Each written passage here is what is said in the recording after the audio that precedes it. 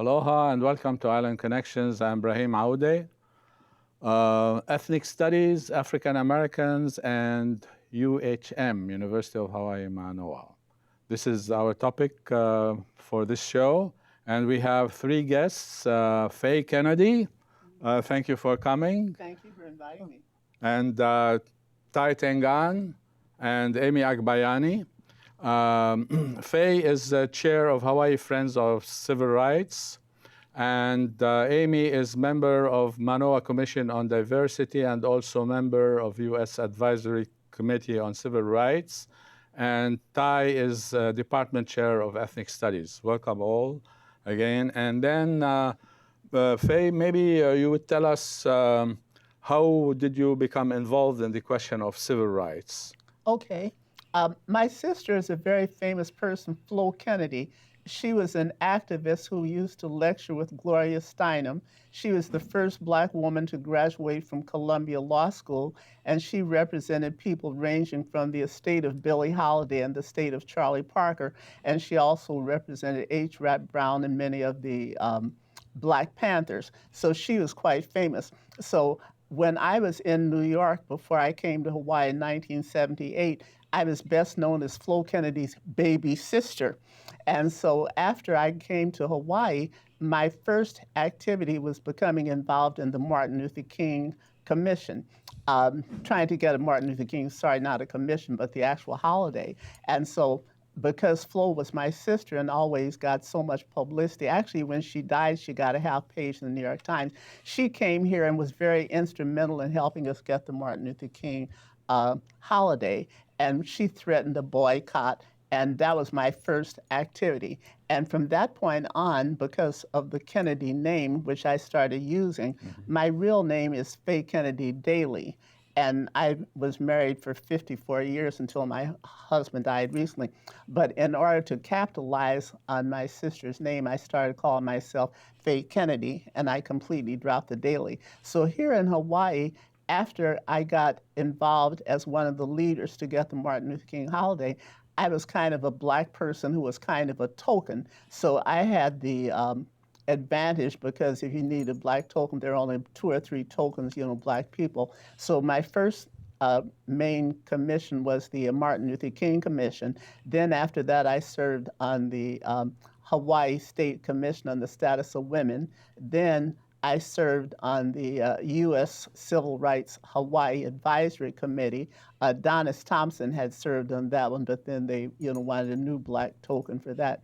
And then I served subsequently on the, the Hawaii State Commission on the Status of Women, the Hawaii County Committee on the Status of Women, and I served on I was named one of the 2 national recognized people for bringing the Martin Luther King holiday to Hawaii. In other words, it's called the National Commission on I hope I'm not going to be an embarrassment, the National Commission for the Civil Rights from Martin Luther King holiday. And so in between, I've been an activist. I have gone to most of the Democratic National conventions. I went to the one in 2008 and also in 2012. And once again, I had the advantage of being, a Black person. I find that here in Hawaii, am I taking too much time? No, go ahead. Here in Hawaii, being Black is sometimes an advantage over being a blue-eyed blonde because there aren't a lot of us. And when you're retired and I can always drag out, I'm Flo Kennedy's sister, it helps you. So what I'm doing now for the last 7 years, I'm co-chair of the Hawaii Friends of Civil Rights. And at the time, Amy, we always say, if she says jump, I jump. If I say jump, she jumps. That's what we always say. But actually, she has more clout than me, but we kind of, are fairly equal. And so when I was the first vice president of the local NAACP, we decided we wanted to have a group that was a little bit more diverse. So we formed the Hawaii Friends of Civil Rights. And the purpose of the Hawaii Friends of Civil Rights is to make sure that people remember the legacy of Dr. Martin Luther King, and we raised a lot of money through events at the Wildlife Country Club and the Pacific Club and so on.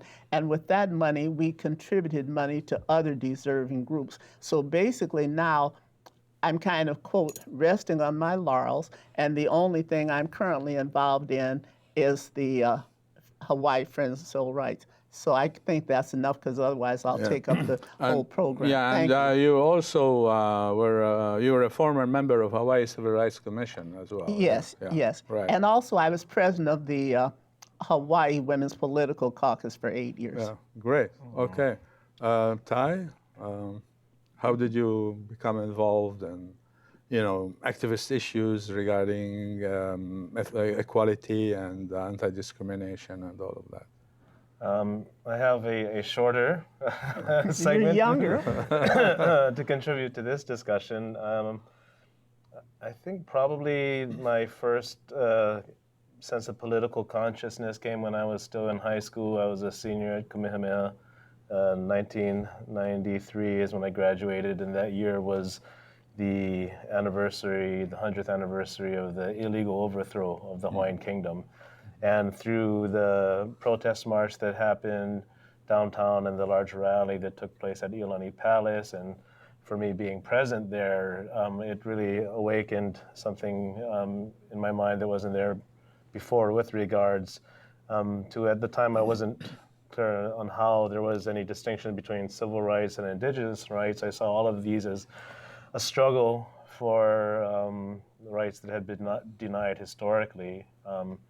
And so that was sort of my first entry into that. I went away for college. I was at Dartmouth in New Hampshire, and had an opportunity to work with other student groups, particular students of color, Native American students, African American students, Latino students. There are a number of various anti-affirmative action bills that were being opposed on campus, and so was a part of some of those organizing activities. And then later came back, and during my graduate school time here at UH, also became very involved with issues dealing with Native Hawaiian burial rights, as well as the protection of historic sites and important cultural sites. And that's really where more of my outside of work activism and engagement has remained. Most recently in looking at bills that in the legislature were threatening the integrity of the protections afforded to sacred sites by historic preservation laws. And also in my capacity as a scholar have been called upon by different community groups that were opposing such things as the military training in Makua Valley that would threaten burial sites and historic sites. Various cases put before a federal Native American Graves Protection and Repatriation Act Commission, as well as more recently a number of water rights cases, and also some of the religious rights for Native Hawaiians in prison. So those are some of the areas I've been involved with. Well, wonderful. Amy? Well, I think my first work in the area of civil rights, actually, was my dissertation here at the University of Hawaii 100 years ago. I was an East-West Center student. I was born in the Philippines, but came here to go to graduate school. And my original topic was Philippine student protest behavior, but that I wasn't able to do field work, and so I decided to do research on Black student protest behavior. And so I did research about the student sit-ins in the South. I had never met a Black person, and I had never gone to the South, but I did get my dissertation on the civil rights activism of college students. So that really, I was always interested in underprivileged and discrimination, but it was my first time to understand the real importance of the African American experience in America. and its impact on every group. And so that was my academic sort of introduction to civil rights. And because of that, I became active in many local civil rights issues, and I was appointed by Governor Wahe to be the first chair of the Civil Rights Commission. Many of us lobbied to get that established, and that's the organization that Faye and I were members of, that is responsible for the enforcement of both federal and state civil rights discrimination issues. And then since then, I've done a number of things, including campus work to get, the Alice Ball recognition, and maybe I can talk about that now or later. And I also wanted at some time talk about my official job, which is to get more underrepresented students to campus, and definitely Filipinos are underrepresented. Of course, Native Hawaiians have been underrepresented, but at this time they're actually have increased and doing better than before, but still not represented among the faculty, for example. And of course, African Americans and their demographic underrepresentation in comparison to their numbers in the state and the public schools. Yeah, good. And we will talk about that, the demographics at UHM, for instance. We have now a problem in terms of the Department of Ethnic Studies regarding an African American position that was vacated through resignation. And we wanted to get that one back. And we have now a problem with the College of Social Sciences that hopefully is on the way to being resolved. And so I want to ask Thais, since you're the department chair, to give us background on that, and then what happened in terms of letters, this, that, and the other that are important, and then we can go from there. All right. I guess just again, initially going to the very beginning of our department, which in 1970 was established as a program for ethnic studies. Black studies and the teaching of African American history was always a core component of that, as it is in pretty much every ethnic studies department across the nation. Really, the ethnic studies movement emerges from the civil rights movement and other movements for justice for peoples of color, as well as American Indian movements. So to establish an ethnic studies department or program at the time, even though the focus really was on Hawaii's Native Hawaiian and other immigrant population that had come through the plantation history, African Americans are always an important component and also have a very long history here in Hawaii, starting from a presence during the early years of the Hawaiian Kingdom. And so that was always a course on the books. At first it was taught as Black Americans, and eventually over the years, as we, like many other ethnic studies programs and departments, had to fight to maintain our place here at the institution in order to teach our history our way. By 1996 was the first time that we had a full tenure track line in order to hire an African American specialist. And we had two individuals between 1997 and 2013 occupy that position. The last had left in 2013 to take a job at UC Davis.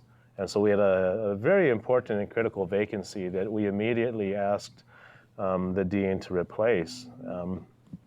It was also at this time in 2013 that there was a major budget crisis, which we were still trying to get out of in terms of the university, and a number of austerity measures were implemented from above, even above the college level, from the level of the chancellor. There was a budget freeze, there were reductions in the overall operating budget. So nobody was able to hire, really, for the last 2 years. This year, there's something of a thaw on that freeze, and so new positions are being hired. But it's in the context of this that our own line was going to be transferred out, and it was really a call for us to attend to this and to make sure that we educate the dean on the significance and importance of the African American specialist, as well as of ethnic studies here as this place, as a department for the most marginalized, the most oppressed, the most underrepresented peoples on campus and Hawaii, and more broadly in the context of the nation.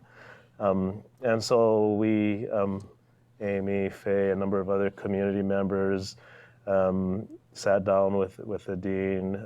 We had a letter that we authored, and some 80 signatories signed on from on campus as well as off campus, and had a good discussion with her, and that's been followed With the dean.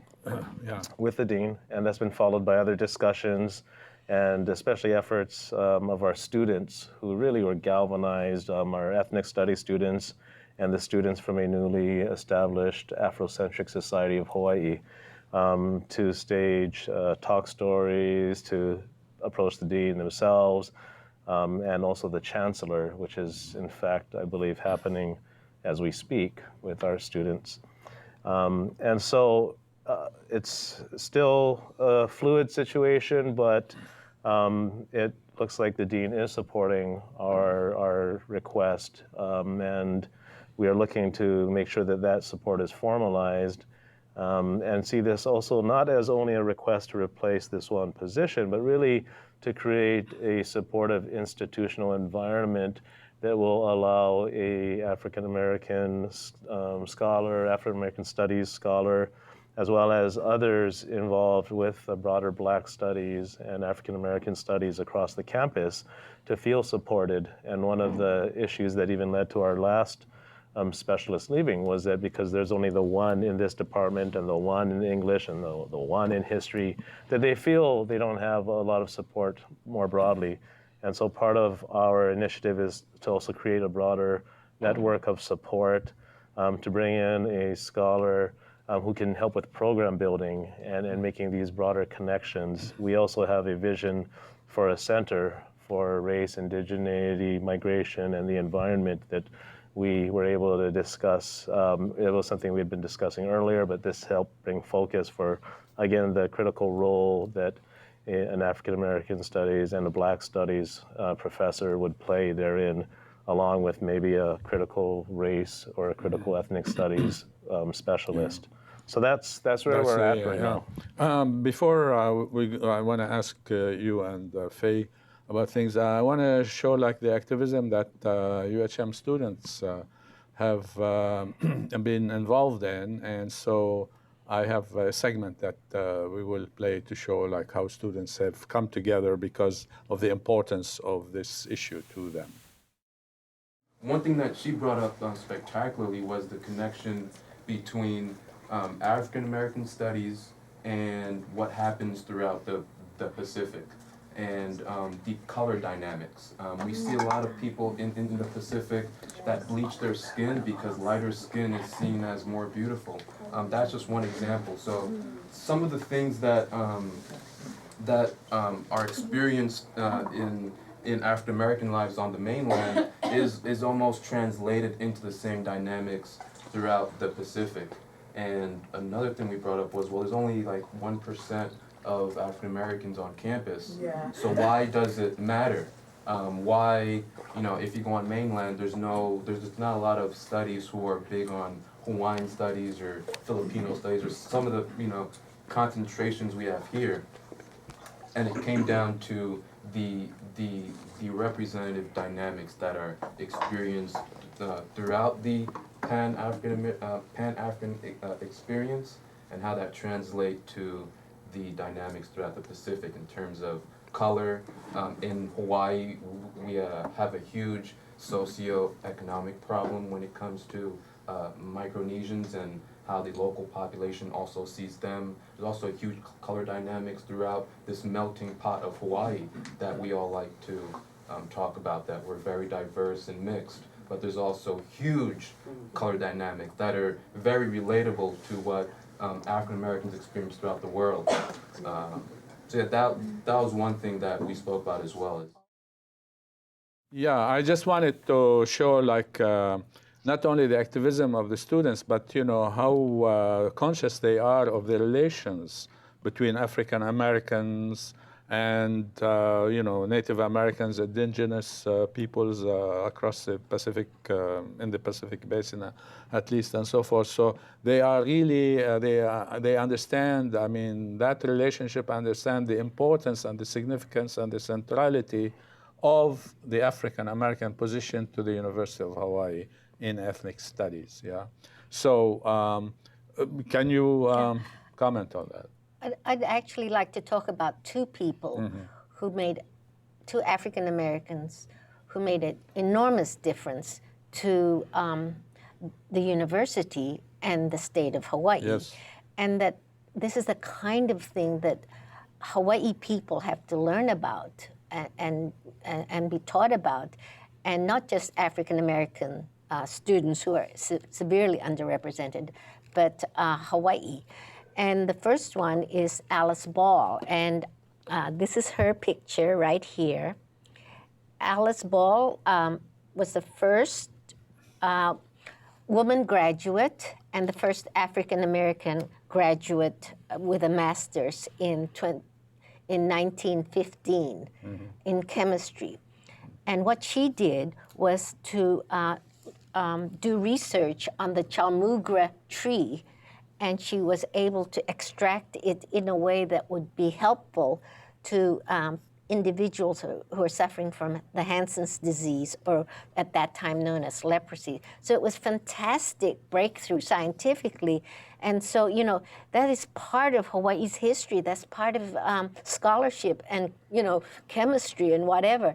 And not very many people know about it or appreciate it. And in this morning's newspaper, there was an article about all the 500 different trees here in our campus. And so the University of Hawaii campus is now being recognized for our trees on campus. One of them that we have is the Chalmugra tree, and it's right there at Bachman Hall as you enter. It's a beautiful flower, and it's the first little tree as you enter the parking lot. And so this is part of Hawaii's history. And you placed the plaque for that. Yes, we have a plaque there, and we had the people from Halimohalo who had been evicted. They came to the ceremony, and many of our friends who have since died were there at the ceremony. So, Hansen disease yes. patients. Yeah. And they came, and they were evicted from Halimohalo.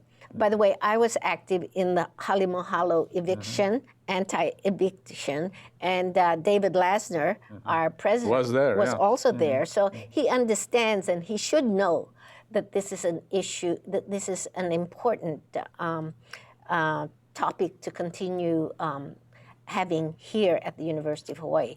Then the other person who I wanted to recognize, and again connected to the University of Hawaii and African Americans, is Emeritus Professor Miles Jackson. This is his face, he's in there, and he has that video which was put on public PBS, and then he also authored this book, which is on African Americans in Hawaii. Yeah. So Miles Jackson was actually the dean of our Library and Information Sciences, and one of his students was David Lasner. And so Miles Jackson continues to do research about the rich history of African Americans in Hawaii. Although we have to include African Americans on the continent, and we do have a special responsibility to make sure that experience in Hawaii is included in the whole discussion of the Obama legacy and the history of slavery and civil rights movement of Martin Luther King. Our contributions, Hawaii's contribution to that, has to be taught. And that's one of the reasons why I feel so strongly about the fact that the courses are not being taught. You know, we need to really get this appointment immediately, not only because of the courses, also because of the underrepresentation of faculty, and also the fact that our Hawaii African American students don't have hardly any role models here on campus. Yeah, because I was going to say before I ask you, Faye, it's that because of that history you talk on, like the President Lasner was involved in those issues, and I know that he was an activist from like Ali Mohalo and so on. It shouldn't be, an issue of contention. I mean, it should be like obvious to people like that. But I'm glad that our dean has been getting an education in terms of the significance and the centrality of all of this to not only ethnic studies, but also to the university as a whole, but also to the larger community. Faye, I want to ask you about the civil rights movement and the centrality of it, if you can talk about that, of the struggles of African Americans in the continent and its centrality to civil rights as a whole, including indigenous Hawaiians, Native Americans, and so forth. And also, I think, Martin Luther King would talk about it in terms of its global aspects as well. I like that very much, that question. What it is about Hawaii is it has a reputation, which is deserved largely, but not totally deserved, for being the aloha state. And so I think one reason we sometimes have difficulties, for instance, Hawaii was the third latest state to get the Martin Luther King holiday. The justification is that Hawaii doesn't need to especially help, say, African Americans because it's an aloha state and there are basically no problems. And so as a result, Hawaii sometimes is a little bit smug about doing things that create a poor image of civil rights. For instance, right now, of all times to not fund this position is the wrong time. There's so much interest in Black Lives Matter and in the police brutality and the young black men who've been killed. Now, on the mainland, say in Ferguson, Missouri, and different places, they're taking strong actions to try to get rid of that image. I myself am a former parole officer, so in New York, to be a parole officer, you have to either have a law degree or a master's degree in some social studies, or if you had a BA degree, you had to have a 2-year training period. So I am not anti-law enforcement. We had to take training in guns. You could not be a parole officer unless you don't have to carry, but you have to know how to shoot. So I know how to shoot a pistol and all the above. But at the same time, I recognize that there are all these problems that are coming to the fore. And the reason it's ironic is because we have a black president. So you would assume that having a black president, everything would get better and better. I don't think it's gotten worse, but in many ways it hasn't gotten as good as it should, with our black president. In fact, I think in some ways it's almost exacerbated the citizen because many white people feel left out and that they're not getting the right treatment and that blacks are becoming too strong. So now in the context of Hawaii, I've lived in Europe, I've lived all over. I studied in France, I studied French, and I hitchhiked all over Europe. So I have not only lived in Hawaii, I've lived on the East Coast in New York and in Kansas City where I was born. So my take on the state of civil rights is that certainly we have much more representation in the media and all different areas than we had before. But at the same time, we have so far to go. And for Hawaii, which likes to portray itself as the aloha state, to take a position that say it's not that important if we fund the position. We'll keep it open and maybe eventually be funded. But of all the times with all the political things going on and all of the controversy about what's happening to blacks, especially in the criminal justice system, it's just ridiculous. I think it's an embarrassment. And I think that the university would be more embarrassed if it weren't for the fact that, oh, we're the Aloha State, you know, we're rising above. So now, did I cover all of your questions? Yeah, and also I was reflecting on, you know, Patsy Mink, Title IX, right? Without the civil rights movement, this wouldn't have happened. I mean, this is a very important thing. Actually, Faye and I are very close to Donis Thompson, who was working closely with former Congresswoman Patsy Mink to get Title IX. By the way, for those of you who don't know, Title IX is only 37 words, I believe, but it changed institutions. Of those 37 words, the word girl and woman are not even included, and sports is not even included. What it really says is that institutions such as the University of Hawaii cannot discriminate against girls and women, and it just changed everything. And Donis Thompson, the first African American, the first woman athletics director, and the first African American superintendent of education, and a key partner with, you know, iconic Patsy Mink, was an African American. So this African American woman, who was a staff member here at the University of Hawaii, has made a big impact. And so these are the kinds of issues that many people in Hawaii must learn about. And it's just fitting. This is Women's History Month, that, you know, we recognize people like Flo Kennedy and of course Patsy Mink and Donis Thompson. I just want to add something about Donis Thompson. Many of the things that Donis Thompson did, I followed and did them too. For instance, she was the president of Hawaii Women's Political Caucus for many years. Then I followed her in that.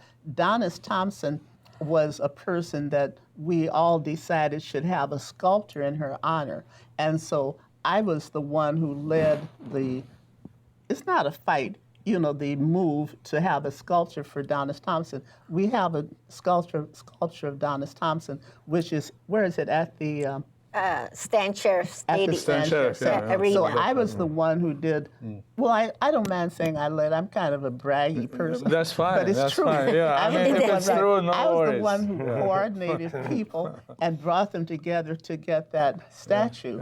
And so Donis is a person, one thing we share, Donis Thompson was the only Black person who was honored with the YWCA Leadership Luncheon honoree. I'm the second one. So I like to feel that Donis, who is my dearest, dearest friend, when she died, she had diabetes. And after Obama got elected, she had them stop giving her dialysis. One of her last things before she died of diabetes, because she had gone blind, she had lost her part of her leg, and she was getting dialysis. She said she wanted to continue with the dialysis until Obama got to be elected. So these are the types of people that people need to know about, they need to hear about, and they need to be honored. Right. On that score, I want to go to another video to talk about why is it important for students who are not African Americans to study about African Americans, and then I want to ask you, Ty, to say more about that thing, and then the development in terms of the issue of the African American position. So another question that we had was not only how does it benefit like our community as African Americans, how does it benefit the majority of people who's taking who has taken African American experience and aren't actually African American. So if anyone has like something to say about that. Well, someone had a response to Diane. Oh well, I'm sorry. I was just thinking about how anti-Black racism does exist in Hawaii, in local communities, and we need to talk about that. It's something that I grew up observing, and even within my own family, I do have family members who are Black and Hawaiian, and they were treated very differently in the Ohana. And so I just feel like this is one of those spaces where we need to talk about that and how messed up that is, and why we need an African American professor in Black Studies, because we need to, open that can of worms so that we can work through. Yeah. So would you care to comment on this and then give us more information on the African American position? Yeah, sure. And that was Kalani Opua Young, who is getting her PhD at the University of Washington, originally from Waianae. And what she says is absolutely true. There's, I think, in a lot of ways that Faye indicated an assumption or idea that we don't have those same kinds of problems here in Hawaii as they do in the U.S., especially with black-white race relations and antagonisms. When in fact we do have really important issues, as she was noting, of anti-black racism here within our own communities. And to not address that is to allow these broader structures of racism to be perpetuated that divide all of us, rather than seeking ways of identifying the problem in order to move forward and unite as a people looking for social justice.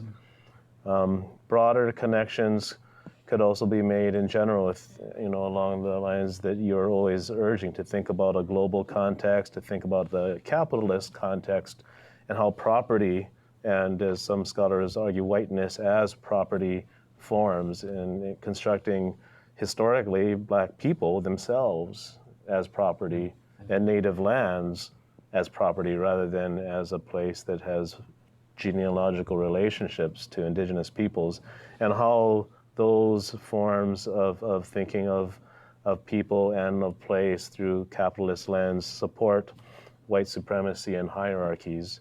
A great colleague of ours, Chuck Lawrence, has recently authored a very smart article connecting these issues, looking at, again, things like how protests around Mauna Kea are also connected to other student protests connected with Black Lives Matters.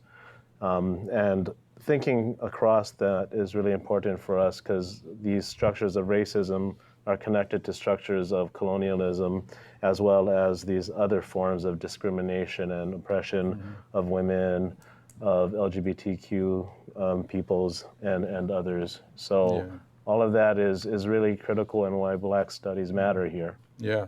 And I just want to point out a couple of things, in the two videos that we show, Jacques was the one who was talking first. Jacques Brunville. Yeah, and then he's from the Afrocentric Society of Hawaii.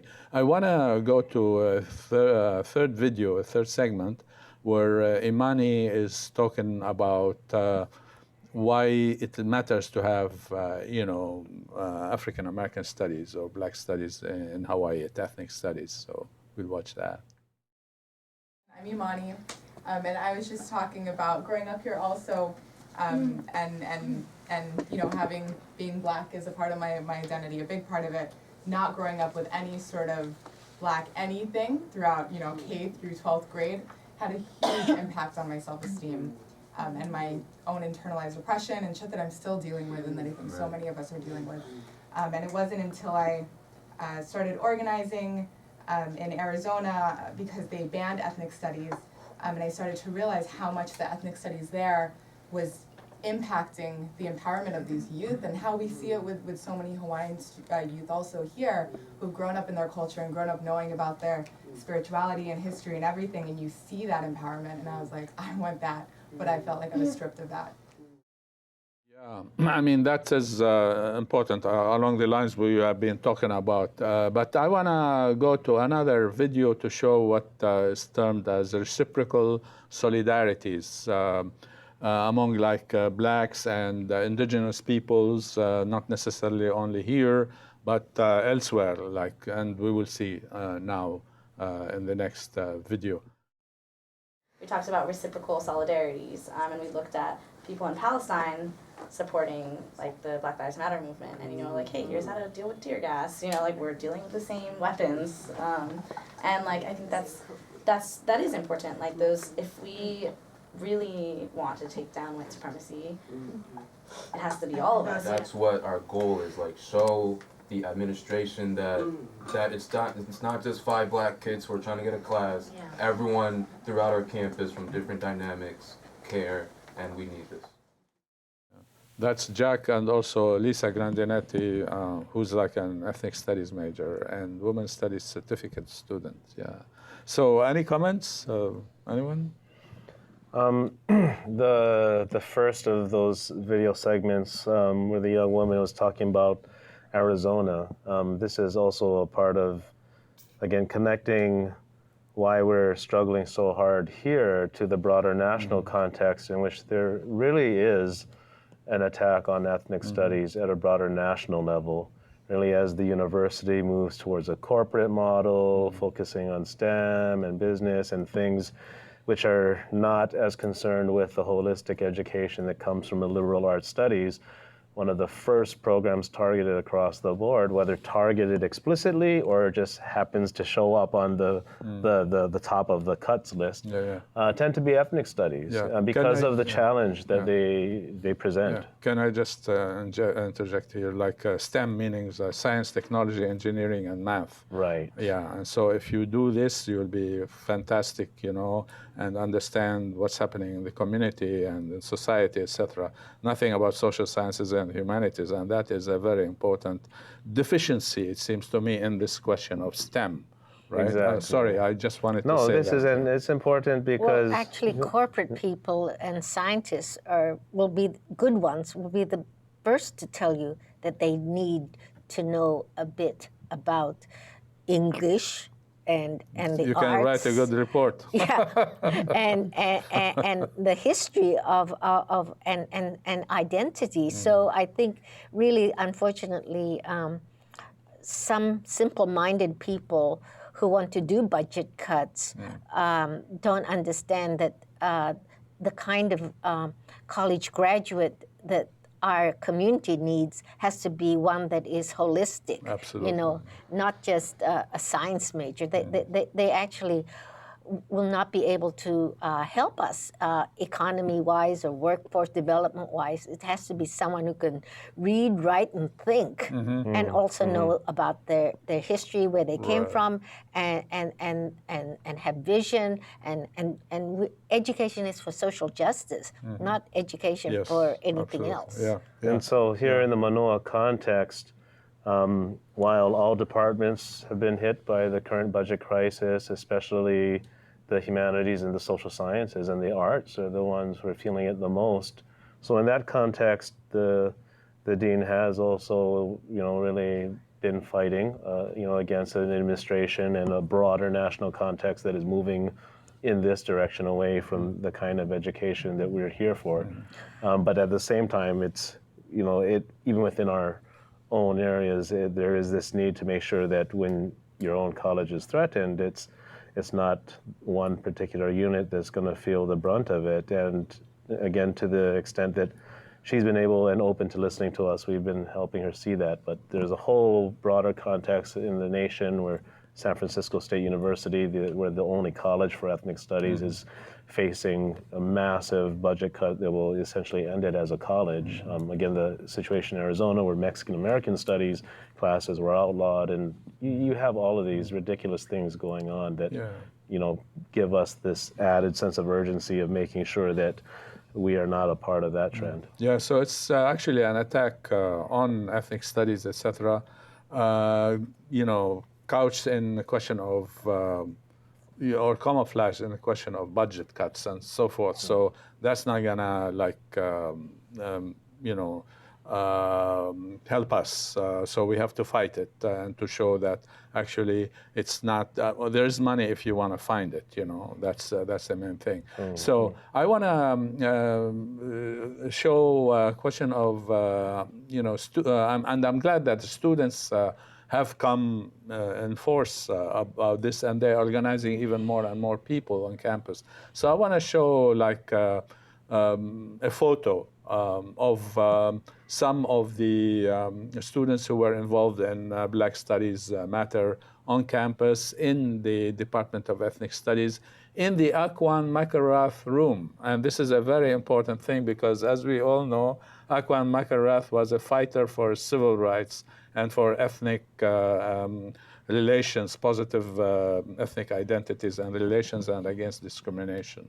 So we will show the first photo. You know, we have more photos, but we'll show one photo. Just to give you an idea, I mean, you know, some of them, not all of them are black, of course, and one main reason also is because not too many blacks on campus. But there are blacks here and so on. So I just wanted to show that. And perhaps another photo also. This is when students were connecting in like small groups and having small group discussion before we went back into plenary and to talk about those things. So we'll show that's a second photo. And interesting, there are faculty also in that picture, like Jairus with the T-shirt, and then next to him on his left, or on his right, sorry, and then the next one is also faculty, both from Department of Political Science. You know, I just wanted to show that. I also, before we continue the discussion, I want to go to another video, which is a question of brainstorming for ideas for community support, etc., just to show how the students are really thinking deeply about these kinds of issues because it really matters to them. So we go to the video with Emily. Trying to brainstorm ideas for people that are not directly associated with the university to be in support, because my main thing that I shared with our group is this idea of UH claiming to be a Hawaiian place of learning, and the administration, people at the top who are making these decisions, not really having an understanding of indigenous values, not having an understanding of all of these issues that are brought up in ethnic studies and in African American studies for that matter. And so the importance of the larger community, people that are studying sciences and math and technology and all these other things, understanding that the problems that we're trying to address at a global scale for that matter are issues that ought to be contextualized, in these other intersectional issues of race and culture and colonization and occupation and all of these things. So I would like to see other organizations in the community draw those connections and place value on this in a public way. So that's an interesting situation. I want to go to another video where actually the interim chair of political science, Noelani Goodyear, talking about Black studies and why it matters from an indigenous perspective. So we'll do that. I think it would be really cool to do a series on why Black studies matters to blank, why Black studies matters to Hawaiians, which are these still to why Black studies matters to Filipinos, why Black, so it does kind of show the dean that it's not just for this group of one particular students, but this issue, the histories, the analyses that come out, the struggles, it matters to all of us. And also it kind of creates the opportunity to build those hard conversations about racism within our community. So we can use this as an opportunity to speak to the dean, but we can also use it as an opportunity to speak to each other and build the relationships. Yeah, I mean, so I wanted to show all these things about the students, etc. And Lindsay took, this video from where we got the segments. Lindsay Wilbur. Yeah, Goldberg. Wilbur. Yeah, Lindsay Wilbur. One of the students helping with the ethnic studies students and Afrocentric Society of Hawaii. Good. And then we will have in the credits also thank you to her and all of that. So Faye, any comments on this, and how would you like to work out some of the things that are important? One of the things that we haven't mentioned is there's always a certain amount of tension between women's issues, gender issues, and race issues. And that is something that we wanted to mention since this is Women's History Month.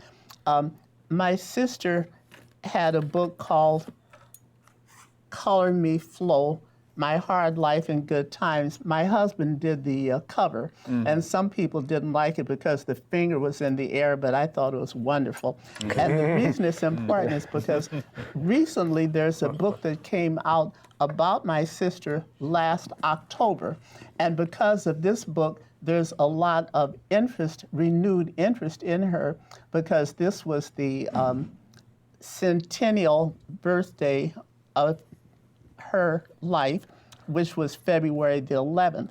And so this book mentions the tension between a lot of the white feminists and the black civil rights movement. And part of the problem is that most black women were not as involved in the civil rights movement as my sister. And I want to correct something that many people feel. Many people feel that because Florence was best known as a feminist who lectured with Gloria Steinem, that she felt that the women's issues were more pressing and more serious than the civil rights issues. But Florence always said that being a woman and the problems you have with discrimination is like having a toothache, and being a black person having the problems of the blacks was like having cancer. And I've actually had arguments with people who saw my sister as more of a civil rights person, of a feminist person in the thing. And then this is the book that I wrote. This is a book based on the Looking for Mr. Goodbar murder. And in my version of the book, the young woman who lived on the west side of New York who was killed in a very, very famous case, they had a TV story and all sorts of things about looking for Mr. Goodbar, is that one reason she was killed is because she was dating a black man. And she, in my book, she came from the Midwest, and she had the prejudice. My husband is a Howley who came from Iowa. So I had her with a very prejudiced background who fell in love with a black guy, and part of this led to her murder. So I just wanted to make that point before we close, because there is the tension between women and civil rights. I myself am more of a, I don't really know, I'm not as much of a feminist, I guess, as I am for civil rights, but I believe in diversity. So I think that's something that's worth including in the show. Yes, absolutely. And also, anything else you can update us upon? I just wanted to make the point that indigenous rights, women's rights, Filipino immigrant rights, Micronesian rights, language rights, these are all social justice issues, and they're all connected, and that the African experience is actually one of the best connectors to learn a lot of these issues on discrimination and social justice. And so I just want to, again, emphasize the necessity to have African studies, African American studies here at our campus. And also, I do want to say that as it's been stated in the film clips and in here today, is that it's not just African American students or just African American faculty, who are so few to begin with, or even the community, but that a very broad segment of the Hawaii community understand the issue. And as noted, when there was a memo sent to the dean, it was immediately signed by, Japanese American legislators, Filipino immigrant groups, and of course our Native Hawaiians leadership also signed on. So I think the message is clear, and that the dean has also understood that the issue is much larger than a budgetary issue, and that we have to work with her and the rest of the administration to make sure that it's solved, and it is solvable, and we really are reaching out to the community to get it. Yeah, I just want to say, the dean received a letter from William Hoshijo, who's the chair of the Hawaii Civil Rights Commission, So that was very important.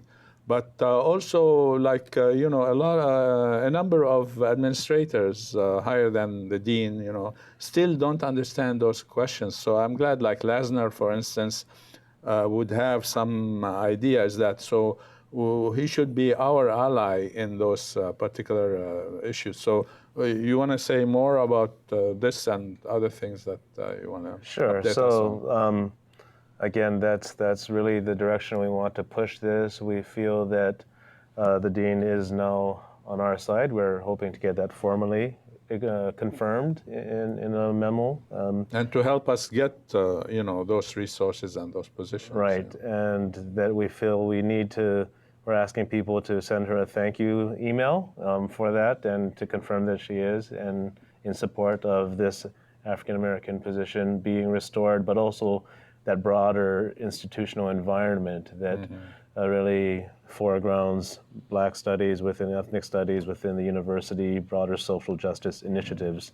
Please contact the chancellor, the vice chancellor, the chancellor, the president, and urge them to give both the funding needed to recruit someone who can help with the program building, to support the idea of something like along the lines that Amy was saying, how the African American experience is at the core of all these struggles for social justice, which has really been a story of justice denied to most people of color and indigenous groups.